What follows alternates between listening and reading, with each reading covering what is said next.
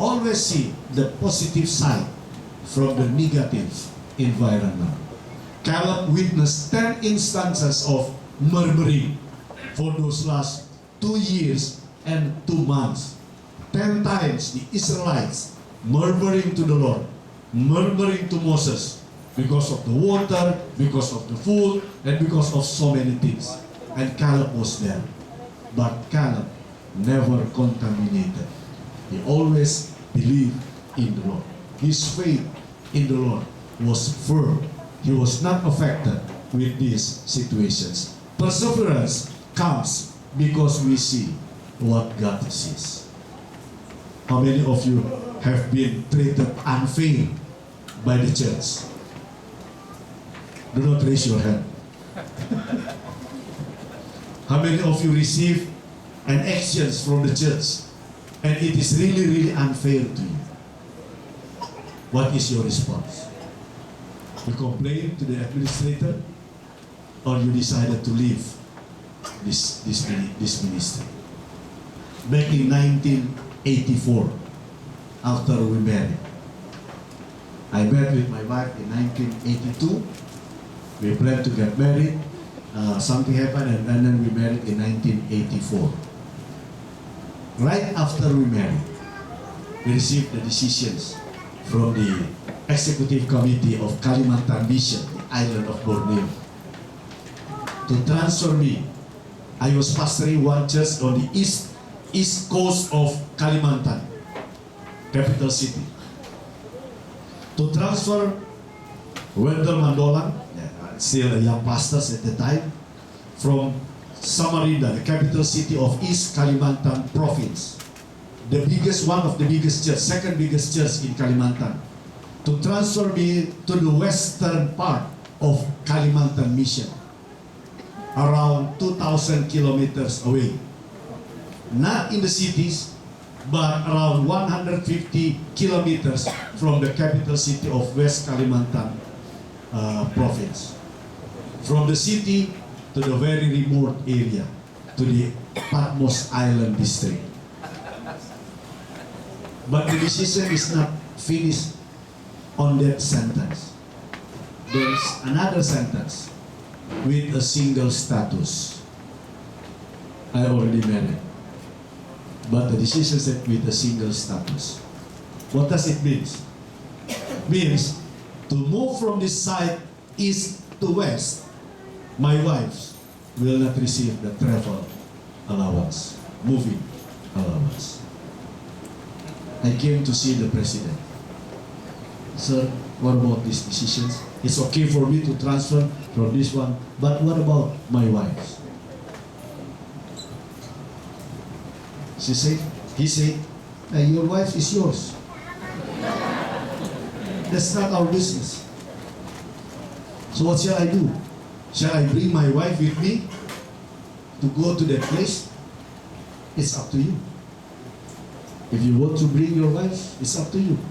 If you don't want to bring it, it's up to you. So I went to the treasurer. I asked, sir, what about this decision? Yes, Wendell, it's already what we already discussed and decided.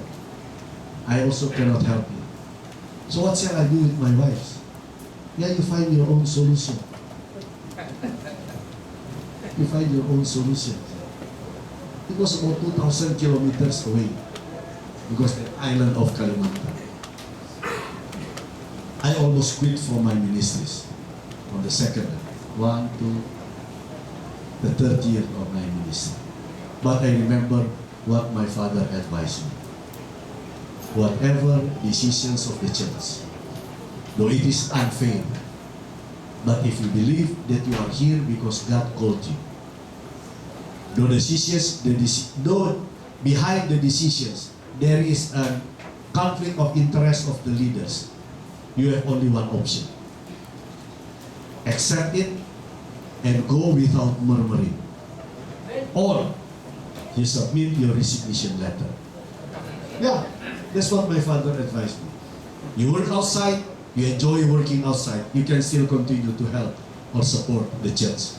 Instead of staying in this ministry but complaining, murmuring, never satisfied with what you are receiving. I prayed to the Lord, discussed with my wife, we decided to accept that challenge. That's what my decision. So what shall I do? I have no money, we just married, so I borrow cash advance from the office to pay the ticket of my wife. We have to use airplanes, charter flight from Balikpapan, East Kalimantan to the west. It's around more than 2 hours flight. And I forgot the amount, but it cost me to pay because they deducted from my salary. A newly married couple, almost 3 years. They deducted our salary to pay the ticket of my wife. Almost 3 years. Around 3 years.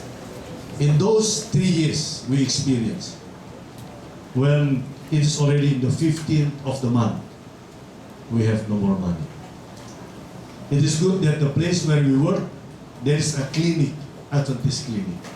So I have to went to the supervisor of the clinic to having money, borrow cash advance again, to buy food for me and my wife. For almost 3 years, around 3 years. And sure, what we borrow as cash advance from the clinic, they will send it to our account, into the mission office. And they will deduct it again. So every month, almost, if it is on the 15th of the month, we have no more money. But I never explain or complain or request my family. I never tell them. I never told them about the challenges. My wife also, it is good with my wife. Once she accept the challenges to be a minister's wife, she grown in a very good family. In the middle of the economic lives, not like me as a pastor's kids. She lives very well. Her mother, my mother-in-law, has a constructions company. My mother-in-law. My father has a store, a stationery stores. And my brothers-in-laws working with their mothers, operating their constructions company. But it is good with my wife. In those 3 years of difficult times, challenging times, unfair decisions from the church, quote unquote, but it is not the church, it is a person. She never informed her mother about that situation. I also never informed my siblings. I have some sisters, brothers, my older brother. I said, good, he's a surgeon, finished from Philippines, he's medicine, and also he's surgeon. But we never tell them. We solve the solutions only with the Lord. The worst experience that we have, that I told you that my wife was delivered a baby. Because we don't know that she was pregnant. We just continue surfing, visiting, riding a motorcycle, a Vespa, with a small tire. Road, the rafty road, until it was already in the 5th month of her pregnancy. And then she felt very painful almost every day for around 2 months. We do not have money, we do not consult to the doctors, but sometimes we went to the doctors. Only twice. The first time that we went to the doctors because she cannot bear the pain. But we do not have money. So we went to the doctor. The doctor observed her and she gave a medicine. And the doctor said, tomorrow, if you feel something, do not wait for my hours for the practice. Just go straight to the hospital. The next afternoon, the next day, around 3 o'clock in the afternoon, she delivered the baby, but it is already died. But even in that very difficult time, I just sent a telegram at the time. Do not call the phone because it's expensive. I just sent a telegram to my parents and to my father and mother-in-law. Etty delivered a baby, but the baby was passed away. But don't worry, everything is under control. We do not request money because the hospital we have to pay, and I borrow from the clinic to pay my bill in the hospital. Yes, we receive the 90 or 75% reimbursement, but it's a big amount of money for us. So I borrow from the church, the clinic to pay the hospital, and they send again the charges. It's cost we have to experience for that very difficult time for around 3 years in those very remote area. But we still survive. Yeah. At the end, we can tell the story with a joyful heart. But at that very moment, it is good that God did not allow that baby born alive, if I may say, because I don't know what will happen to him. A boy, what will happen to him? Because even for 2 of us, we do not have enough money for our food. I think my son will be more suffer if he was alive when he was born. So God has a good plan. He knows better than what we have or what we are. But the point, minister's wife, be a man of perseverance. We do not expect any bad situations in our ministry, but sometimes it happened to us. It was the challenge that we faced. Okay, number 5. Caleb was a man of hard working. In Joshua 14:10-12. Now then, okay, I just jump up. I'm still as strong today as the day Moses sent me out. It is already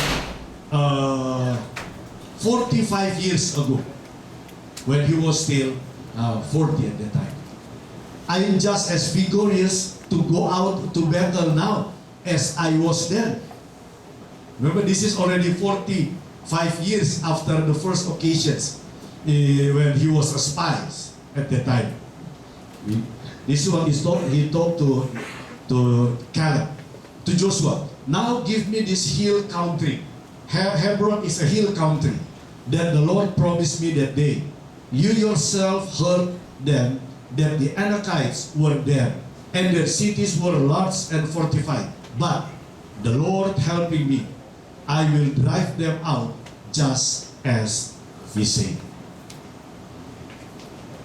Caleb asking for the most difficult area of the promised land.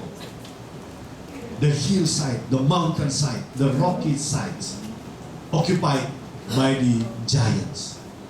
Caleb was not a man who likes the easy responsibilities, doing simple things. No. Caleb was a hard-working man. My fellow ministers, I would like to encourage us to be a hard-working ministers in whatever challenges or responsibilities that you receive. 85 years of age, not afraid of the enemy. Deuteronomy 9:2. Who can stand up against the Anakites, the giants? But Caleb said, give me that people. Highest place, Hebron. It's not easy to conquer the highest place. If it is in the valley, it's easy to conquer. Hardest place, because you have to climb up to that rocky mountain. And biggest giants. But Caleb was a man working. Was a man of hard working. For Caleb, his motto is no pain, no gain. No pain, no glory. One side that I told you about those 3 years of very difficult challenges, difficult life. In those isolated villages area, I pastoring 2 churches and 1 companies. From one church to another is about 30 to 40 kilometers away. So it's like a triangle. Around 30 kilometers, 40 kilometers. Though the membership is only very few, not many. So actually I have many times free. Because if I visited that church, it was in one village. In one day you can visit every single houses in that village. You finish your visitations. And next day you can go to other place. You finish. And the rest, nothing to do. But, you know, I'm not frustrated on the 3 years of difficult times. But I changed those very challenges moments to benefit me. As you know, many of you who studied in IAS met with some Indonesians. For Indonesian, English is very difficult. Only few Indonesians can speak English. Even those who already studied in IAS, went to IAS for 3 years, 5 years, they went back to Indonesia, but their English was not improved. I never studied in IAS. I finished my masteral in pastoral theology through DLC in UNAI, in my university in Bandung. Teachers from IAS came and conducted the training. I only went to IAS in 1997, 1 week to attend the graduation. That is my second time going abroad. The first time in 1995 when I was a stewardship director, going to Singapore to attend the stewardship seminar for 3 days. Second time, 1997, 1 week in the Philippines for my graduations. Where did I learn my English? There, in the island, in the Patmos Island. Yeah, to be honest. I make a commitment. I bought only books, theologians' books, the Bible books, English books. So I read only English books in those Patmos Island district for about 3 years. Nothing to do, nothing to eat, has no money. So I just read and memorize the vocabulary, try to learn how to speak, how to pronounce it, how to train my ear. I have a small tape recorder. At that time we still use the tape. I play music, heritage music, and try to listen the lyrics, what is the correct words, and I try to write it. I memorize English in that Patmos Island. And even what will happen to me if I just murmuring for those 3 years, has no money, many days without any food. But I can tell you, that is the moment that I can change those very difficult situations that will benefit you. Without any ideas that someday, if I can speak English, I will be assigned to work abroad. I never thought in my mind, but I have to learn English. I must understand English so that I can read more materials. I can prepare more better sermon. I can do better services to the church. Never thought that I will someday become a directors or whatever. I believe with this motto, no pain, no gain. Another challenges when I was a church pastor in Jakarta. From Kalimantan, I was transferred to Jakarta as a church pastor, living in the big cities with a cost of living higher than in the Patmos Island or in the province. What shall I do? My wife was not working. I worked with the union. So the union directors, when they have materials, books, guidelines, handbooks, I ask them to give me so that I will translate. So one of my experience in no pain, no gain, I translated many youth manual in Indonesia and many books from the union directors. Even sometimes the minutes for year-end meetings, they send from SSD the minutes of year-end meeting to the union, and they give me, Pastor Wendell, can you translate this one? 100 pages. But we need it for 3 or 4 days. Okay, I will do it, but you have to pay me double or three times. So I worked until early morning. After return home from the visitations about 10 o'clock, I started translating them. Sometimes up to 2 or 3 o'clock in the morning. Several times when I was sleeping or slept in front of my laptop or my desktop, and my wife woke up and said, "Hey, what are you doing here?" Translating, but actually I already slept. But it is good for my children. When they saw I am doing something, translating some materials, books, my son and my daughter, they will ask me, how many pages, Daddy, that you are going to translate? Actually, the fee is very small, only $1 per page. Oh, we have 100 pages. And you know what my daughter or my son will say? They will come and brought their shoes. Daddy, my shoes already has a hole here.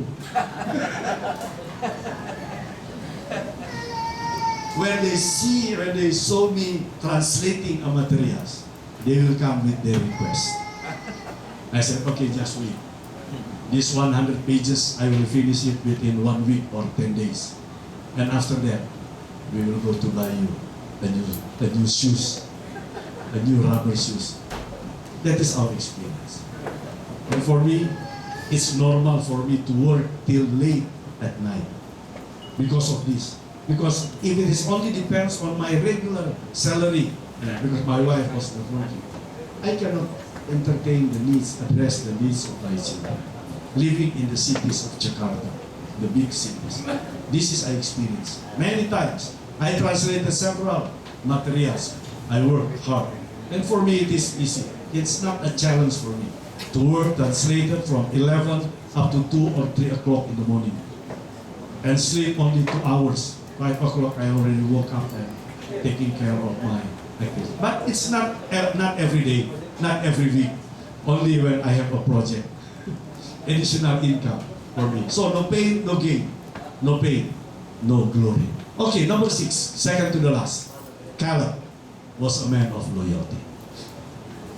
If you try to build your body to be a hard-working minister, the Lord will help you. He will give you a good help to accomplish the mission. Man of loyalty. So Hebron was belonged to Caleb, son of Jephunneh, the Kenizzites, ever since, because he followed the Lord, the God of Israel, wholeheartedly. My fellow ministers and wives, as we enter this ministry, follow the Lord wholeheartedly. Amen? This is what we can learn from Caleb. Okay, let's look to what is the man of loyalty for Caleb. Caleb was loyal to the Lord. In whatever situations, though the majority was not loyal to the Lord, but Caleb with Joshua, they stand firm for the Lord. They are willing to die because of their loyalty to the Lord. Caleb was loyal and supported Moses without question. For those 40 years, Caleb was faithfully support Moses because Caleb was a loyal man of loyalty. Caleb was loyal and supported Joshua. If you remember the incident when those spies came back and brought a report, you read that chapter. There is no commands came out from the mouth of Joshua. Only Caleb, who defends his group with Joshua to encourage the people with those good report and good conclusion. But Joshua, I don't see any comment from Joshua. If you are the nominating committee members, to choose between Caleb and Joshua to replace Moses, and you remember the incident on the west bank of Jordan River, to be honest, whom you are going to choose? Caleb. Caleb expressed his ability of the leadership because he's the one who spoke, encouraged them. Joshua was kept quiet. But when God chooses Joshua instead of Caleb to replace Moses as a leader of the Israelite people, if you are Caleb with your heart now, what will be your response? When you remember those incidents, why him, Lord? Why not me? Why him? Why not me? But Caleb, she never expressed that way. She never showed that she was discouraged or dissatisfied with the decisions that God made. Instead of him, but God chose Joshua. Besides, Caleb fully support and loyal to Joshua. Caleb was loyal to those who God placed over him. I don't know the time, the dates when this mission will be divided into two. I don't know who will be the president in that new mission. Who will be the executive secretary? Who will be the treasurer? Who will be the directors there? Maybe some of you try to think and dream that hopefully God will choose me. But my fellow ministers, never allow your mind to be disturbed with those ideas. Just do whatever the Lord entrusted you to do now. For tomorrow, let the Lord taking care of that. Just believe in Him. Whoever He will be assigned, He will assign to be a president, a secretary, the treasurer, directors of that new mission. And if you are part of that mission, show your loyalty to the Lord. Amen. By expressing that you will full support and loyal to those that God will assign. So maybe he is younger than you. Maybe whatever you know that his experience is not like what you have.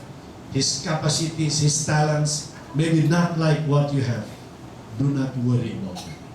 Do not allow your mind, your heart, your thought will be affected with those things. Leave it to the Lord. And whatever the Lord decide, accept it, trust it, implement it in your life. Show your loyalty, your support to whoever the Lord choose to be a leaders of this church. Amen? Amen. The time will come. Those who are loyal will be rewarded. Don't worry. The time will come. Whether soon or later, God will give their reward. Okay, last one. Man of blessings. As a ministers of the Lord, let's look like Joshua, like Caleb. One day when she came to Othniel, his son-in-law, she urged him to ask her father for a field, because Othniel is the one who helped him to conquer the Hebron. And he gave his daughter to marry to Othniel, to those who helped him to conquer the land. When she got, her daughter got off her donkey. Caleb asked her, "What can I do for you?" He talked to his daughter. She replied, "Do me a special favor. Since you have given me land in the Negev." After the daughter married to Othniel, Joshua gave a piece of land for them. This is your territory. This is your belongings. This is your inheritance. Since you have given me land in the Negev, give me also springs water. So Caleb gave her the upper and lower springs. Before Othniel and the daughter of Caleb left to their place, they remembered that the piece of land that her father gave him has no water. He saw the territory, the border. Oh, the water is at the upper and the lower. But they have no water. The land is huge. Water is important. So he came back and asking his father to give them water. He came into his inheritance, then gave it away. After Caleb conquered his place, his inheritance, and he distributed to his children. He gave away the springs of water. Springs more important than the land.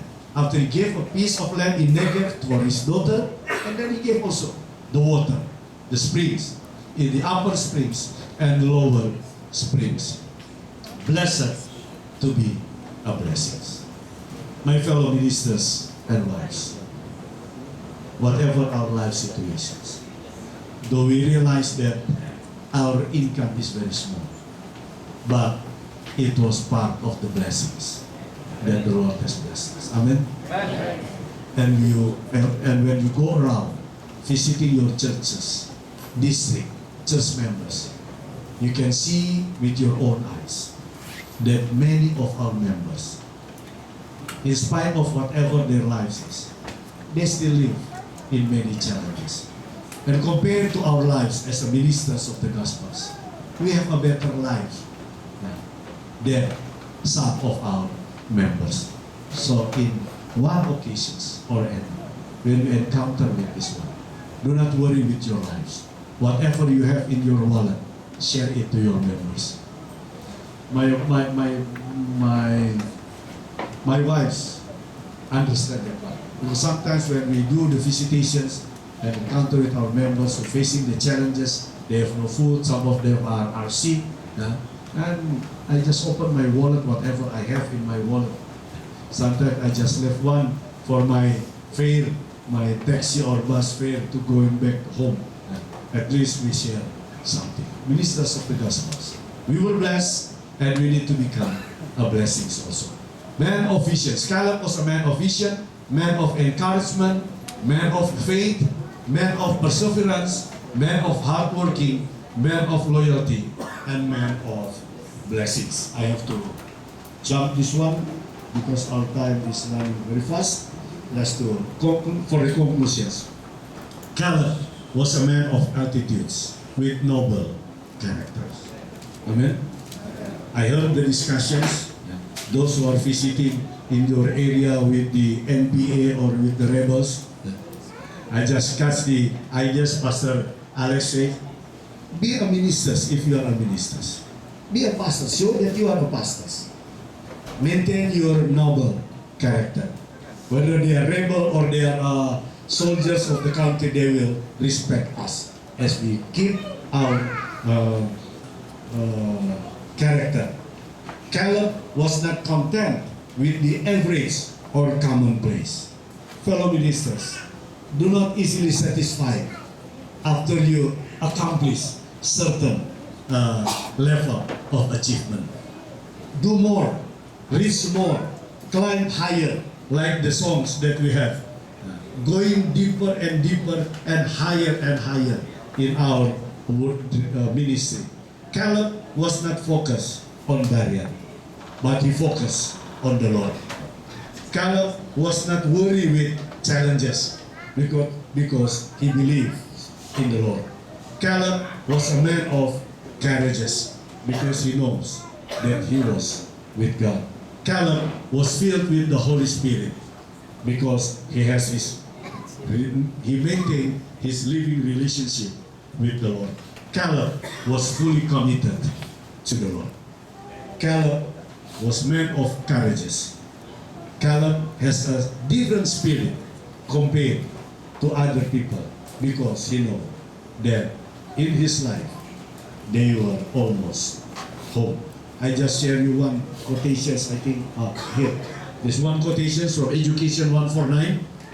Though they share with their brethren the 40 years wandering, Caleb and Joshua entered the promised land as courageous of heart as when with the host of the Lord he set out from Egypt.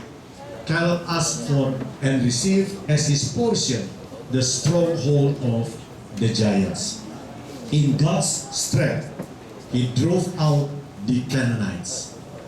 Though the cowards and rebels perished in the wilderness, the man of faith ate of the grapes of Eshcol. Education 149. Fellow ministers and ministers' wife, be a good courage. Be like God. Numbers 14:24. But because my servant Caleb has a different spirit and follows me wholeheartedly, I will bring him into the land he went to, and his descendants will inherit it. Let us be a minister with Caleb characteristic, and God will use us to be a channel of blessings. Though I realize based on my experience, it is not an easy task to be a faithful servant of the Lord. But I will share you a promise from the Lord in form of a song that we can consider as a prayer. It is No Secret. That's one of my favorite songs in my ministry. Pastor Jeff.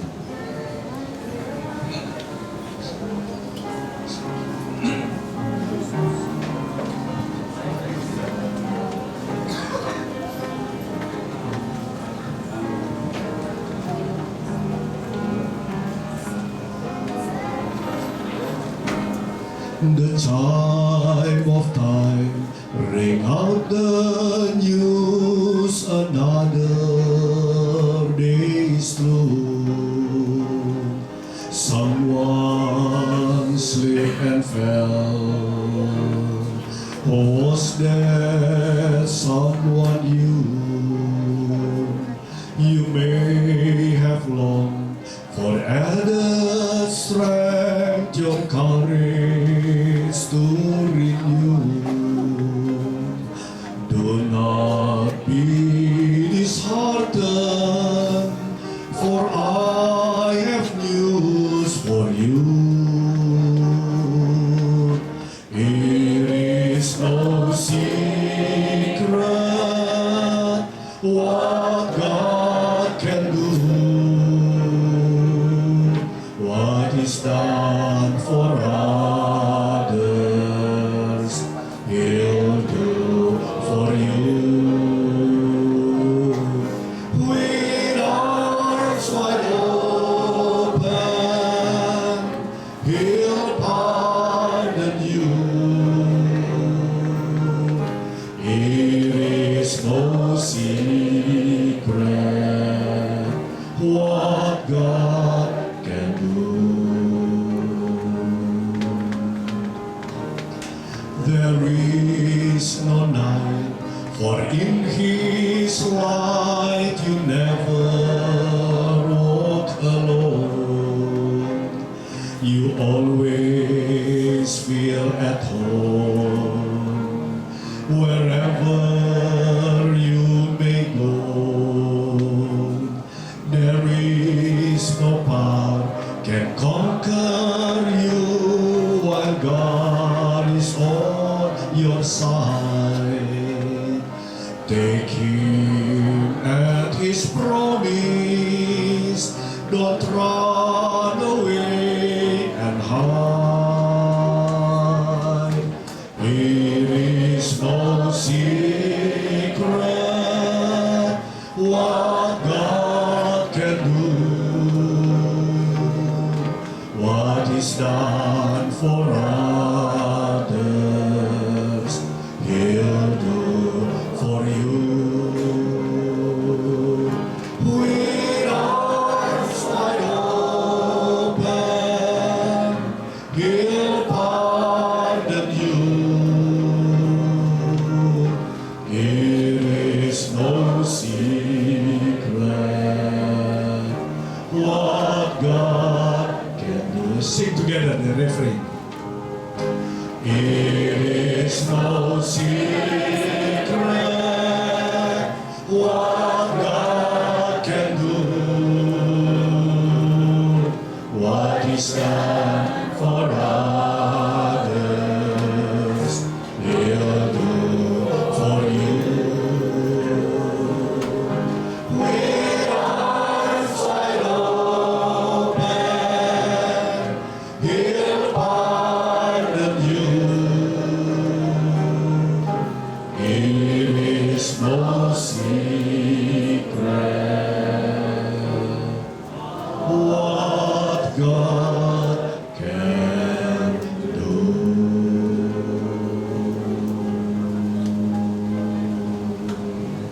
God bless you.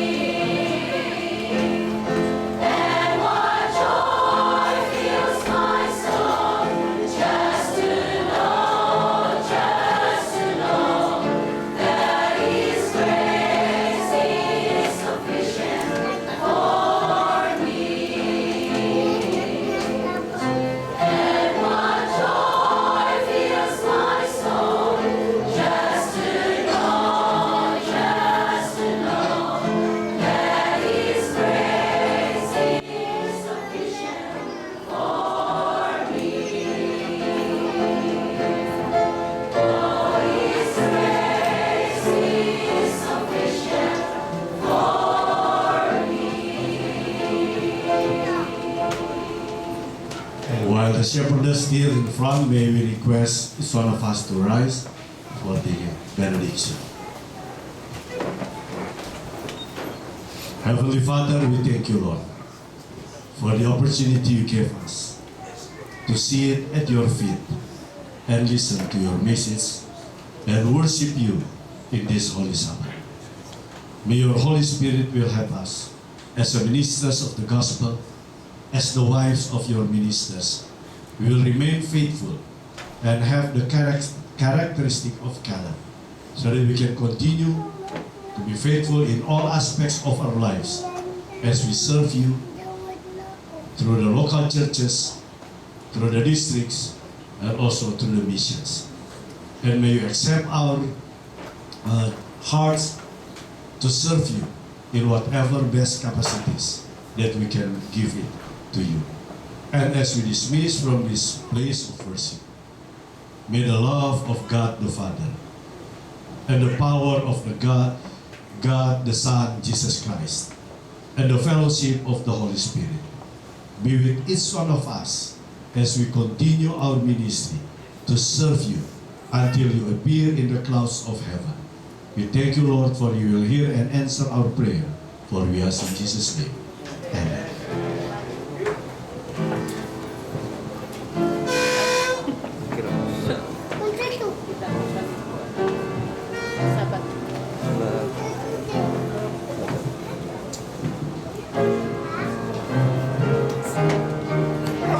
Kita dari itu saat Yesus kita play niya nito. We have this hope that burns within our hearts, hope in the coming of the Lord. We have this faith that Christ alone imparts, faith in the promise of His word. We believe that time is here when the nations far and near shall awake and shout and sing, Hallelujah, Christ is King. We have this hope that burns within our hearts, hope in the coming of the Lord. Lift up the trumpet and know that it ring, Jesus is coming again. Cheer up, ye pilgrims, be joyful and sing, Jesus is coming again. Coming again, coming again, Jesus is coming again.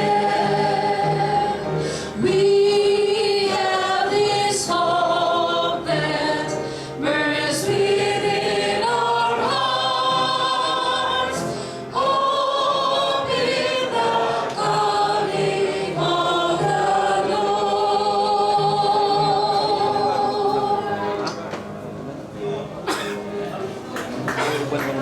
Magulang ang kwan. Sugay-sugay kita magulang.